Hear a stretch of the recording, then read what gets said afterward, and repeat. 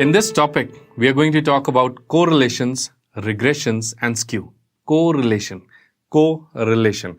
It means you are relating two things. So that is the relation between two individuals or two variables. So it is the relation between two variables. Regression does not mean to regress. It does not mean to come down. It does not mean to decrease. It means to predict. It means to predict.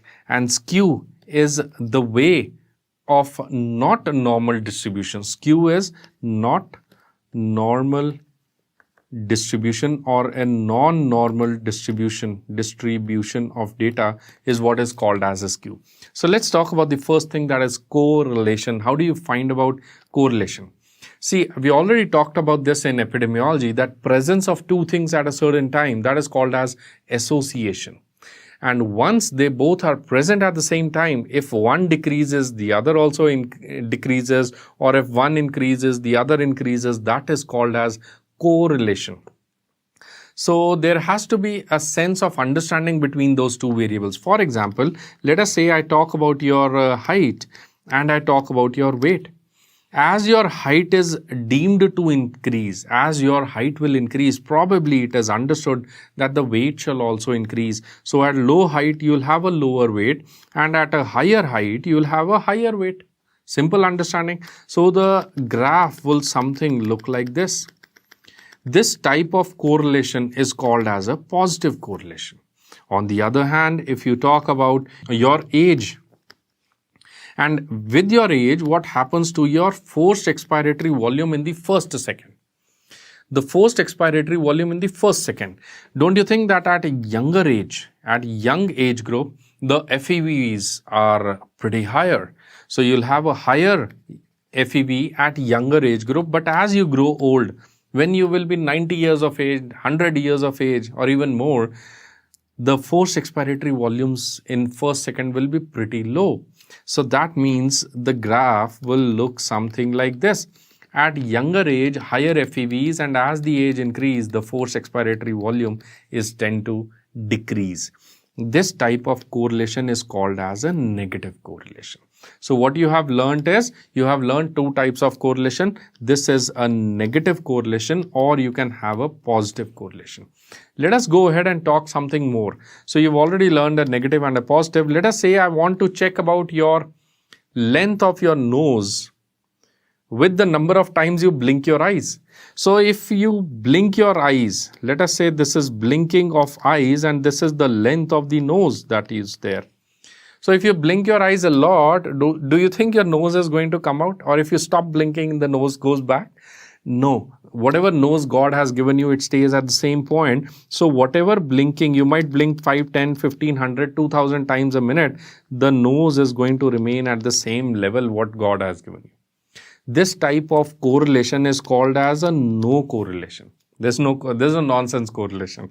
If on the other hand, let us say you get a correlation like this. What do you think is this correlation? Curve number A, let us say this is curve A, this is curve B, and this should be curve number C, this is curve D, and this is E. So what do you think about the curve number D? What type of correlation?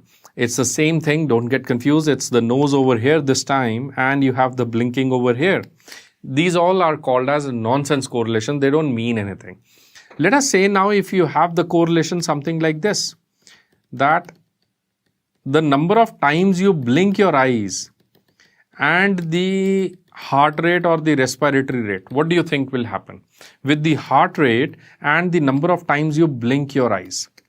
So there is again no correlation. So whatever you are seeing right now, all the types of graphs, did you note that these are always between two variables? This graph, which is showing a positive correlation, I had drawn between a height and a weight on either of the axes, right? On this curve number A, where you had a negative type of correlation that was between the age and the forced expiratory volume in 1 second. So you understand that all the curves we had drawn between something and something. That drawing between something and something is known as a curve which is always between two variables. between two variables. And what is this curve called as? This curve is called as a scatter plot. Where do you use scatter plot? It is used for correlations. Or in correlations you make scatter, or scatters are used for correlations, whatever MCQ you can get. So how many types of scatter plot do we know? We know these 4 or 5 types of scatter plot. We can either have a positive correlation, a negative correlation, or a no correlation, right? So now let us have a look at another type of correlation curve after you see this, all these types of curves. Let us say that I draw the number of hours you sleep and the number of MCQs you are going to mark correct in the exam, right? So that's a super cool graph that we are going to draw, that how many hours you sleep and how many number of MCQs you're going to mark. It is seen that if you sleep less number of hours, you will mark less number of MCQs correct. And as your hours sleeping increase, if you sleep more hours, the MCQ marking will increase. Correct MCQ marking will increase. So I know that's a super cool, good news for most of you. The more you sleep, the better you perform. So I know many of you must be smiling right now. In fact, that was my intention, that you should always keep smiling. The most simplest thing in life, in the world, is life. And don't complicate it by laying too much stress on things like biostats. Take it easy. Just learn the way it is supposed to be learned. So as you increase your hours sleep, the number of MCQs which you mark correct increase. But now there is a problem. There is an optimum level of sleep that is there. If you sleep beyond that, again the correct marking definitely decreases. So that is a sad news now. The sad news is that this type of correlation, does it exist? Yes, it does. The less you sleep, the less you perform. The more you sleep, the more you perform, but at an optimum level. Beyond that, again, your efficiency would definitely decrease. So is there a correlation? Yes. What type of correlation? Is it a positive? Is it a negative? Or is it a mixed? It is a mixed correlation called as a curvy linear correlation, also also called as a non-linear correlations. That means that from your MCQ point of view, that correlations can broadly be classified into 2 types. We can have a linear correlation, or we can have a curvy linear correlations. MCQs now. Linear correlation is also known as a Pearson correlation, also called as a Karl-Pearson correlation. Karl-Pearson correlation, or generally we say it's a Pearson correlation. Curvy linear correlations are also called as non-linear correlations, and they are the Spearman correlations. The Pearson correlation is given by a symbol R, whereas the Spearman correlation is given by a symbol rho. That's a Greek alphabet, right? So you have a symbol R for Karl-Pearson correlation, or you have a symbol rho. You don't need to learn anything more about the curvy linear. Only thing that you need to know is that curvy linear's correlations will not show a linear correlation. They will show either a hemoglobin dissociation curve. You remember that's a J-shaped or a S-shaped curve. You can also talk about the action potentials where you have the J-shaped curve. So all these curves which show different types of scatters, these are called as curvy linear correlations. So examples, you can remember it as maybe the HbOC, that is the hemoglobin oxygen dissociation curve, or you can measure the action potentials, whatever things, scatters you can remember. The point for you to remember about linear correlations is typically important from an MCQ exam point of view, that R, the value of R can range from -1 to +1.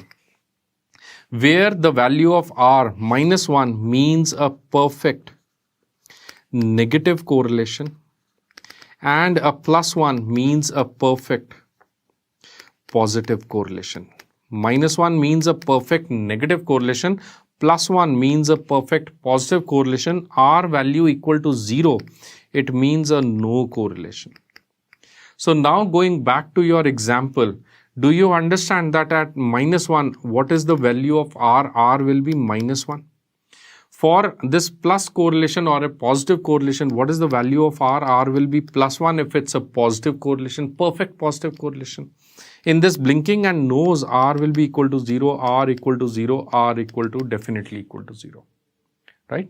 So now if you have understood that R could be of many types, let us go ahead and let us talk about something more in detail. In this example A and example B, the example A1, A2 and A3 is there.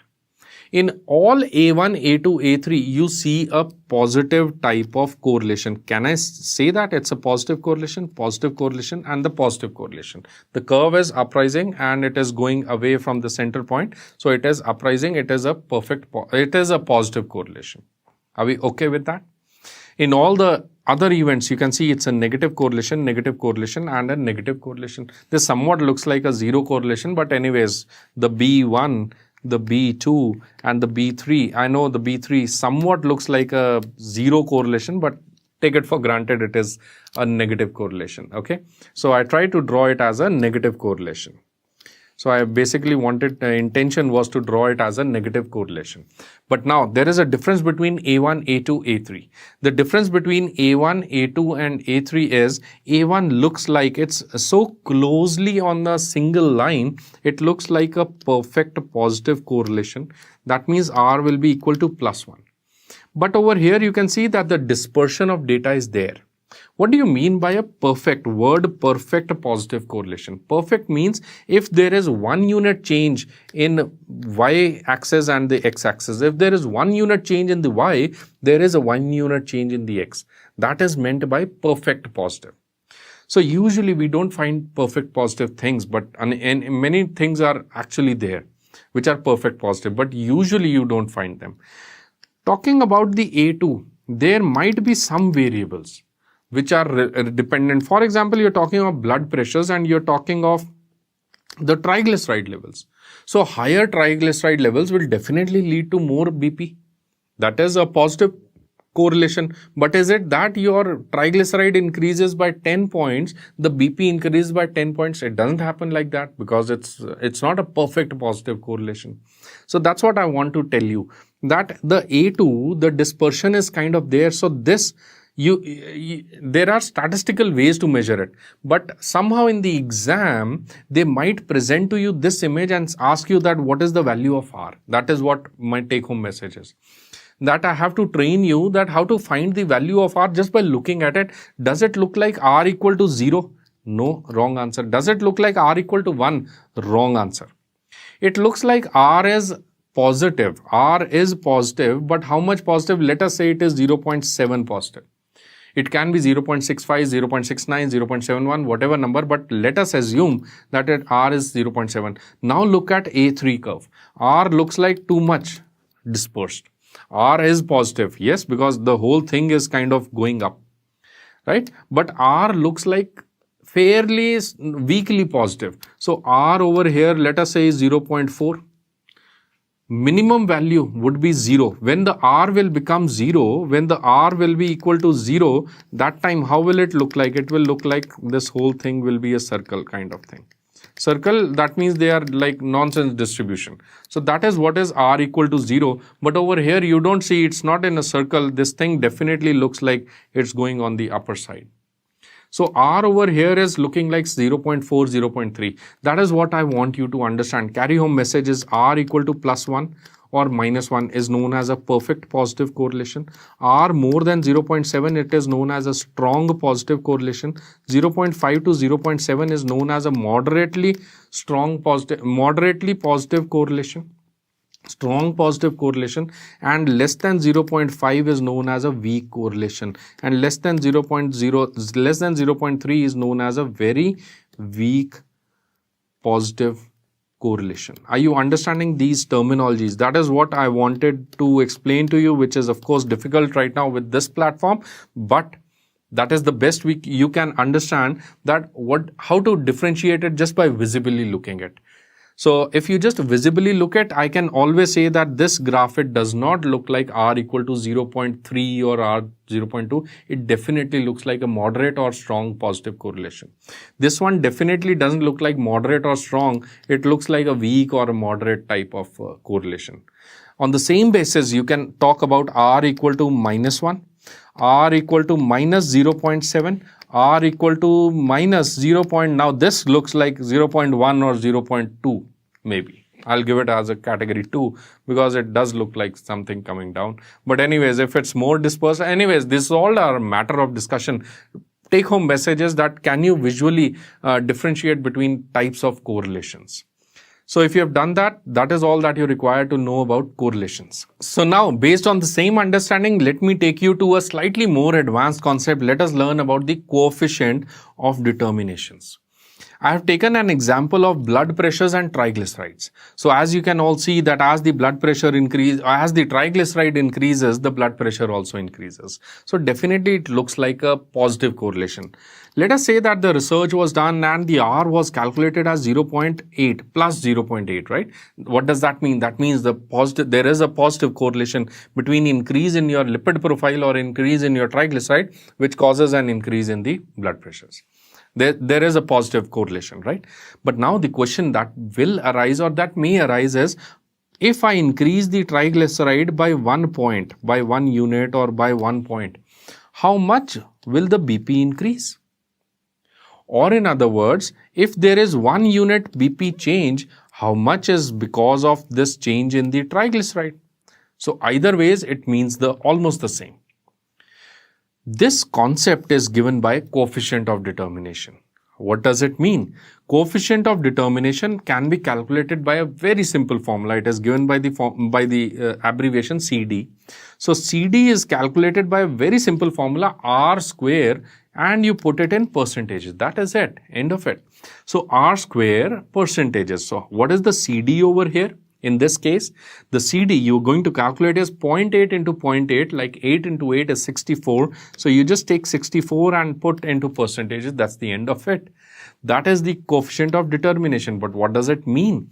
It means that if there is 1 unit change in the blood pressures, if there is, let us say, 10 mmHg change in the blood pressures, out of this 10, the 8 mmHg, out of this 10, the 8 mmHg, not 8, that is the 64% or 6.4% change in the blood pressures was because of this triglyceride.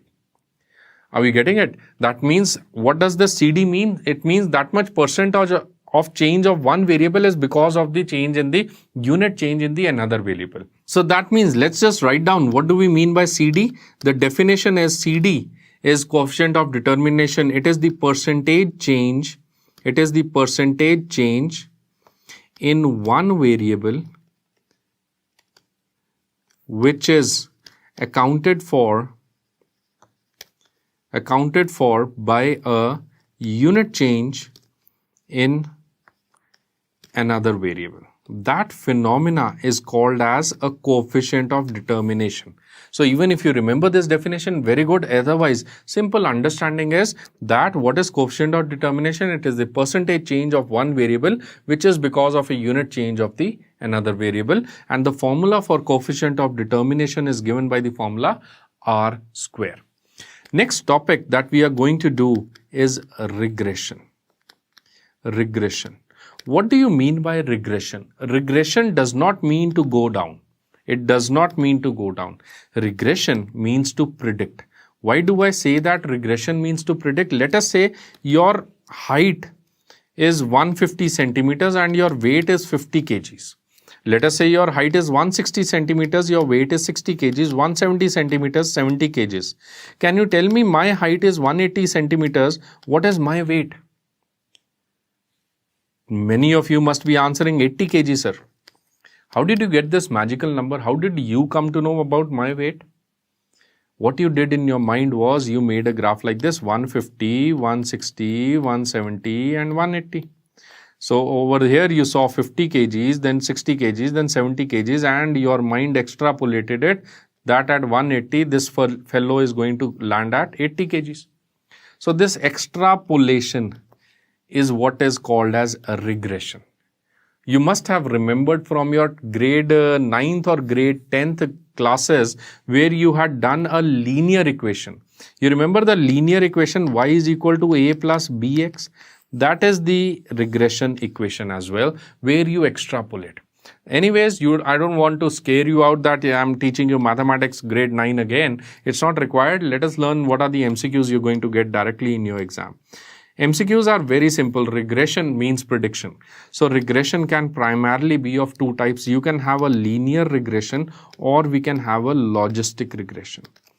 Regression can also be of two types. You can have a univariate regression or we can have a multivariate regression. You can have a univariate regression or we can have a multivariate regression. What does this all mean? Let us say that I want to tell you that you tell me what is your obesity status, what is your smoking status, what is your lifestyle status, and can we say that after 10 years, what is the chance you will get an MI? Yeah, we can predict that. That phenomena is called as regression. Let us say you give me your HB levels, you give me your triglyceride levels, you give me your liver enzymes, you give me your kidney levels, RFTs, you give me your sodium, potassium. Don't you think we can predict that when this patient is going to land up into liver failure, or what is the status of the patient and when is he going to land up into renal failures? So try understanding that when you take multiple variables, it is called as a multivariate regression. If you take single variable dependent, that is called as univariate. If all the variables are quantitative, it will be called as a linear regression, and if they are qualitative, it will be called as logistic regression. So that means that there are four types of regression. You can have a univariate linear, univariate logistic, single variable quantitative or single variable qualitative, multivariate linear or a multivariate logistic. Four types of regression can happen. Let us see some of the MCQs. You'll try to you'll understand it very fast.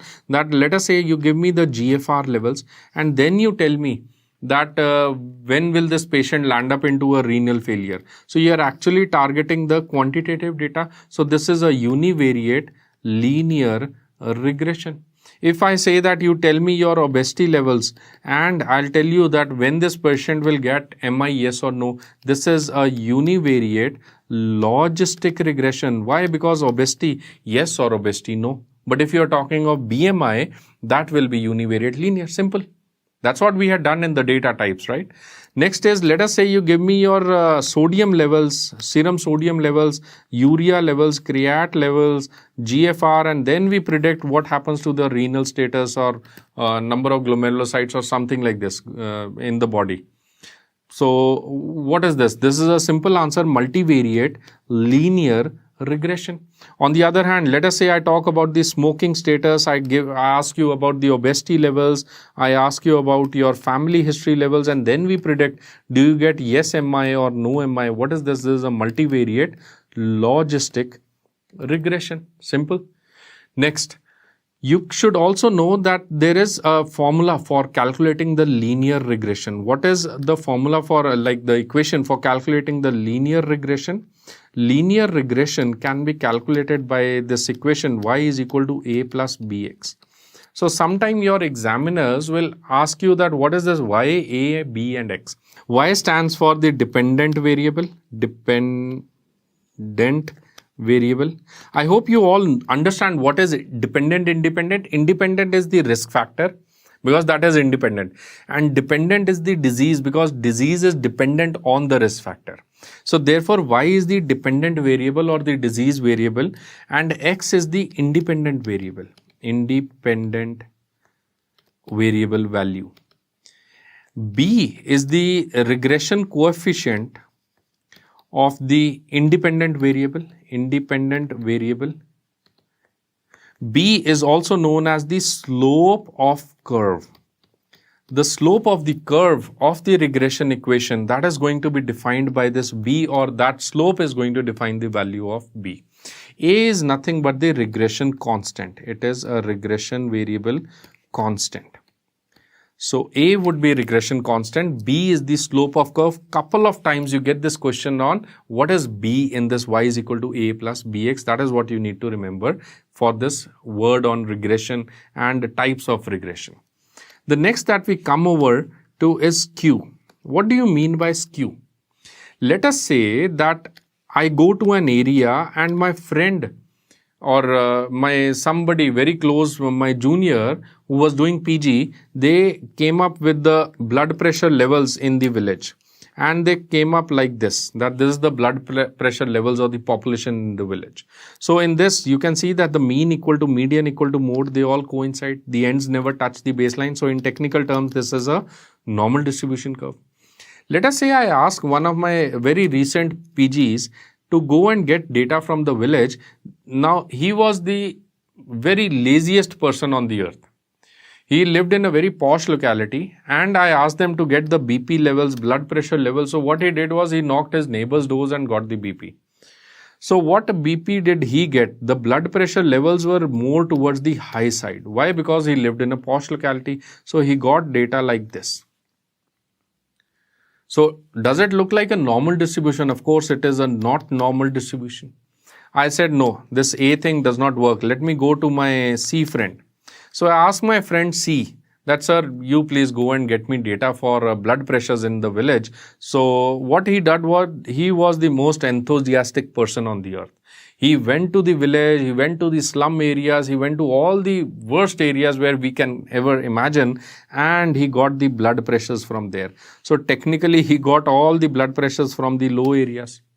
So maximum blood pressures he got was low. So is this C type of curve, is this a normal distribution? Of course not. This is also not a normal. So what is a normal distribution? Normal distribution is a curve which is bilaterally symmetrical. The mean, median, mode coincide. The ends never touch the baseline. This is called as a normal distribution curve. You have had enough discussion on normal distribution curve, p-values, alpha errors, so many things. So we are not going to talk about normal distribution curve again. Now in this section, we are going to talk about the not a normal distribution curves, and these not normal distribution curves are called as skew. So that means you can see two types of skew. Either you can have a left skew or a right skew. So which is this skew? A. Is it a right skew or a left skew? Please remember, I know many of you must be answering this is a right skew. So this is a wrong answer.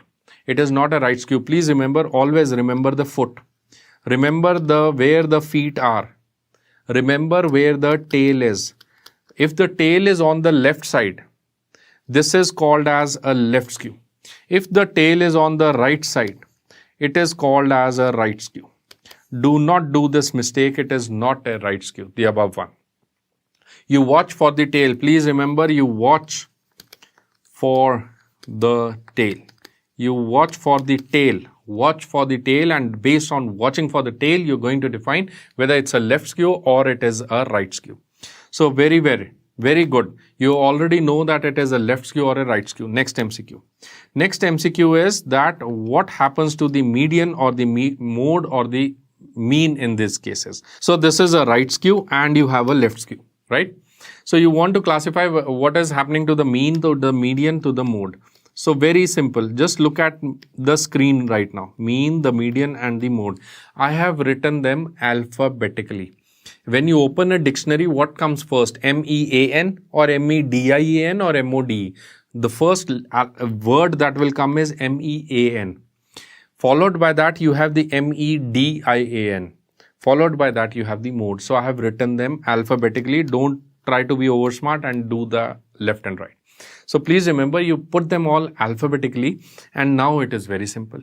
If it is a left skew, everybody looks towards the left. If it is a left skew, everybody looks towards the left. Okay, can you see that? Everybody looks towards the left, and if it's a right skew, everybody looks towards the right. That's how I have remembered. So please mind that this looks towards the left, looks towards the right means the greater sign or the lesser sign. So this is greater or the lesser. So which one is the maximum over here? Mean or the median or the mode? The maximum is the mean or a mode, or which is the highest? The highest is the mode. In a right skew, which one is maximum? Please remember, the maximum number would be for the mean. What does this maximum or highest mean at the end of the day? What do you mean by the maximum? It's very easy to understand. If this is the skew, what skew is this? Left or the right skew? This is a right skew. So in a right skew, you will write the mean, the median and the mode. Where will all they look? They look towards the right. So who's highest? Mean is the highest. What does this all mean? What is this mean is maximum? So let me just explain it to you. In a right skew, what point will this correspond to? Will this correspond to the median, or is this the mean, or is this the mode? What do you want to say? Please try to understand that in this skew, what is this point? Is it the median or the mean or the mode? What do you want to say? Please try to understand that on this axis, what are you having? You are having blood pressures, as we were seeing on the previous slide. You are having blood pressures over here. And what are you having on this axis, which we normally do not draw and show you? What is there on the vertical axis? On the y-axis, you have the number of people. So you have the frequency. So please mind it that the point at which maximum people will have the BP, at that particular BP, is what is the mode? Maximum frequently occurring value. So the top is always given by the mode. Can you believe this?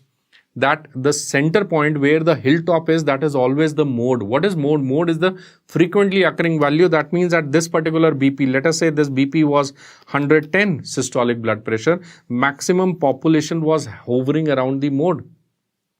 Very few were there who were having normal BP or high BP or 160 mmHg systolic. Mostly people were having 100 to 110 systolic in this right skew, whereas in a left skew, most of the population was having 160 mmHg and very few were having 110. Are you understanding? So this corresponds to the mode. That is very simple. So now let me say that there is this curve for skew. What is A, B and C? A, B and C. What is A, B and C? A is equal to the mode, or A is equal to the median, or A is equal to the mean. What do you want to say? Similarly for B, similarly for C. So A, I already talked to you, this is the mode. So what about B and what about C? Please remember, what is median? Median is the central value. So median will always be in the center. Just remember that this is the median. So what is left out? It is the C. C is what? It is the mean. So please remember, whenever you get a skew, this is rule number 2 for you. What is the rule number 1? Watch for the tail. Rule number 2 is coming now for you, that whenever we give you a pictorial like this, you always start climbing up the mountain, starting from the tail. So starting from the tail, when you open a dictionary, which is the first word, you will encounter the mean. Then you will encounter the median, and then you will encounter the mode. So on this axis, on the horizontal axis, what is there on this horizontal axis? What is there on the horizontal axis? We already did this. This is blood pressure. So that means on this axis, it is the blood pressure. Which side is the highest blood pressure? Which side is the high blood pressure? On this side, you have the high blood pressures, and on this axis, this point, you have the low blood pressures. I hope you understand this. So if you understand this, which one will have the highest value? Will it be for the mean or the median or the mode? The mean will be highest than the median, than the mode. Mode is the smallest, or mean is the highest or the maximum. In which skew? What is this skew? This skew is called as a right skew. So coming back to your story, if this is the right skew, that is what we had written, which is maximum. Mean is the maximum. Are you understanding? It's just the same phenomena I'm showing you with different viewpoints. Are you getting it? It's the same phenomena I'm showing you again with different viewpoints, giving you different examples. So take home messages. I want to train your mind, beta, that if you get this question in your exams, I don't know what question you're going to get. If I give you a question like this, can you identify A, B and C? Can you identify which one is the mean? Will it be A or B or C? Direct answer is C. Why? Because hilltop will always be the mode. First MCQ. Second MCQ, in a scenario like this, can you tell me that which one will be the maximum value? Will it be for the mean or the median or the mode? I know this is what skew. This is your question number 2. Can you tell me what skew is this? This is a left skew. Why? Because the tail is on the left. Next MCQ, which is the maximum value? You remember that whenever we ask you mean, maximum or minimum, you always see the skew, that is the left skew, mean, the median and the mode, and everybody looks towards the left side. So they look towards the left. So who is maximum? Maximum is the mode. So mode will be the maximum. In other words, in that same old phenomena, if I show you, you start climbing from the tail, you first meet the mean, then you meet the median, then you meet the mode. In any ways, you see, this is what you need to remember for your exam. That's how we look at this skews. Next point in skew, very important. Next point in skew is skew and box and whisker. Box and whisker. Box and whisker is a graph which we have already discussed in this section on graphs. So for more discussion on box and whisker, you need to visit that section. Anyways, I'm going to try to combine them together over here, the box and whisker and the skew. If you look at the box and whisker, you already know that this is the box and whisker. In the box and whisker, you already know there are 4 parts, part 1, 2, 3 and 4. It is 4 tiles. That is why we say box and whisker is a quartile. Right? So in the box and whisker, you already know that each whisker is 25%. And the box is total 50%. Out of this box, this one part is again 25% and the another part is again 25%. This is the baseline you already know. So now, if I give you a box like this, what does this box mean? If I give you a box like this, what does this box mean? If I give you a box like this, what does this box mean? Box and whisker number 1. Is it a left skew or a right skew or what is happening here?